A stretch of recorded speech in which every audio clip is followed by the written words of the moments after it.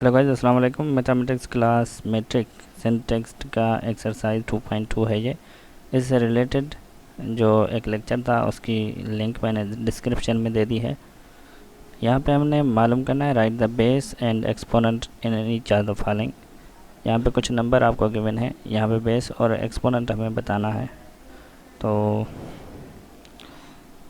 Solution अगर हम ये पहले नंबर को ही देखें, खैर सॉल्यूशन लिखने जितनी जगह नहीं मैंने यहाँ पे रखी, तो सॉल्यूशन के बगैर ही मैं आपको बता देता हूँ कि इसको हम कहेंगे एक्सपोनेंट।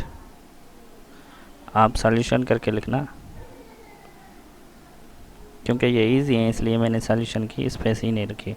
और इसको कहेंगे बेस, इसको कहेंगे बेस, 7 को कहेंगे बेस और 15 को कहेंगे एक्सपोनेंट। यहाँ पे 10 को कहेंगे एक्सपोनेंट और 189 को कहेंगे बेस। यहाँ पे 108 को कहेंगे बेस और 64 को कहेंगे एक्सपोनेंट और इसको कहेंगे बेस। चलो तो आ जाते हैं अगले क्वेश्चन पे। यहाँ पे हमें बताना है कि indicate which of the following are positive real number and which are negative real numbers. यहाँ पे हमने बताना है कि पॉजिटिव रियल नंबर कौन से हैं और नेगेटिव रियल नंबर कौन से हैं। अगर इस 8 को हम देखें तो यहाँ पे तो पॉजिटिव, ये पहले से पॉजिटिव और इसका पावर भी पॉजिटिव है, तो इस नंबर को इसी कंडीशन को मद्देनज़र रखते हुए पॉजिटिव कहेंगे। और मैंने पिछले लेक्चर में आपको बताया हुआ है कि अगर किसी नेगेटिव बेस का और पावर अगर 8 नंबर है तो फिर उसको हम लास्ट में, क्योंकि मल्टीप्लिकेशन हम करते आएंगे नेगेटिव इंटू नेगेटिव प्लस होगा, फिर प्लस इंटू नेगेटिव, फिर नेगेटिव होगा, फिर नेगेटिव इंटू नेगेटिव होगा प्लस, और इसी तरह 178 तक मल्टीप्लिकेशन करने के बजाय हम डायरेक्टली ये बता सकते हैं, लिख सकते हैं कि अगर नेगेटिव बेस का पावर 8 नंबर है तो फिर वो हमारा नंबर जो है, फिर वो नंबर हमारा नेगेटिव है। If n is odd of any negative number, negative base, then number will be negative. ये नंबर हमारा क्या है, ये नंबर हमारा नेगेटिव है। और ये नंबर नेगेटिव बेस का पावर अगर हम देखें तो ये पावर हमारा इवन नंबर है। इवन नंबर अगर नेगेटिव का होगा तो फिर ये नंबर हमारा पॉजिटिव बन जाएगा। और इसको हल करने का, इन नंबर्स को हल करने का तरीका ये है कि अगर हम -912 लिखें और इसको पावर 18 लिखें तो सॉल्यूशन लिखने के बाद फिर ये नंबर लिखेंगे, उसके बाद आंसर में हम लिखेंगे 912 और ये पावर होगा इसका 18 और ये पॉजिटिव नंबर है।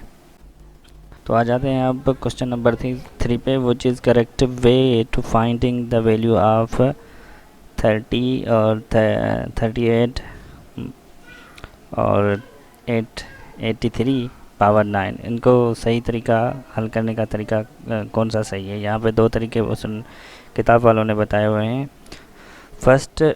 First multiply 38 with 83, then find the 9th power of this product.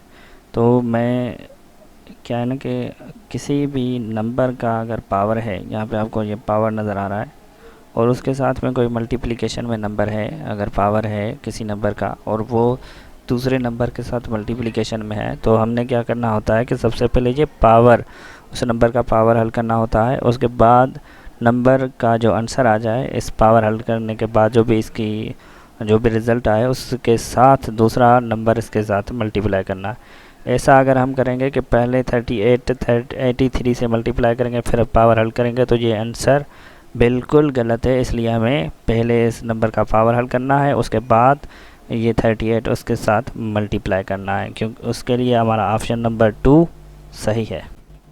तो आ जाते हैं simplify the following letters ABC ETC corresponding real numbers.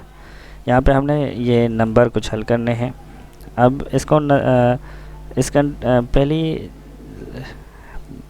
Option को मद्देनज़र रखते हुए अगर 91 का पावर इवन नंबर है तो इसका सॉल्यूशन में जो आंसर आएगा वो आ जाएगा, अगर हम हल ना भी करें तो ये आ जाएगा 91, और पावर नेगेटिव नंबर है बेस में और पावर इसका है इवन नंबर, तो इसका पॉजिटिव बन जाएगा और इसकी पावर हम 4 ही लिख देते हैं।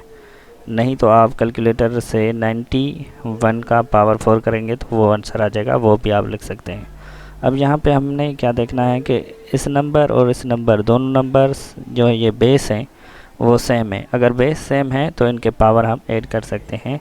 तो हम सॉल्यूशन में 5 पावर 2 और 4 और 2 को ऐड करके 8 लिख सकते हैं अगर बेस सेम है। अगर बेस सेम नहीं तो फिर हम ऐसा नहीं कर सकते।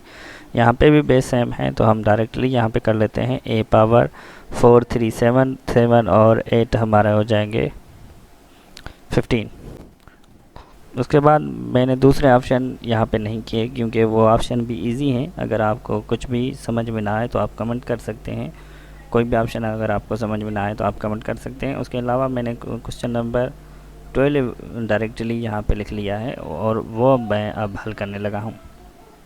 इसको हल करने का तरीका ये है कि सॉल्यूशन, अगर कुछ नंबर 3 या 4 नंबर मल्टीप्लिकेशन में हैं और उनका एक ही पावर है, ब्रैकेट में बंद है और उनके ऊपर कोई एक्सपोनेंट पावर इंडेक्स है, तो ये न सिर्फ इंडेक्स ये पावर 3 का है, 5 का है, x और y, इन चार जहाँ पे जो आपको 4 नंबर नज़र आ रहे हैं ये एक्सपोनेंट ये पावर इन 4 का ही है और अलग अलग भी हम इनको दे सकते हैं अगर मल्टीप्लिकेशन में है।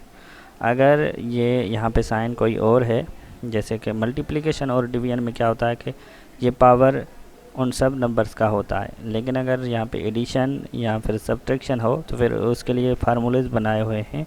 वो फार्मूले हम यूज़ करेंगे जो आगे जाकर हम अगले जो चैप्टर हैं उनमें सीखेंगे। तो इनको हल करने का ये तरीका है कि 3 पावर 14 लिख सकते हैं मल्टीप्लाई, 5 पावर 14 लिख सकते हैं मल्टीप्लाई, x पावर 14 लिख सकते हैं मल्टीप्लाई और y पावर 14 भी लिख सकते हैं। और इसके अलावा 3 पावर 14 लिखें मल्टीप्लाई, 5 पावर 14 लिखें मल्टीप्लाई, x y पावर 14 लिखें, फिर भी तरीका ये दोनों आंसर सही हैं। Goodbye, thank you.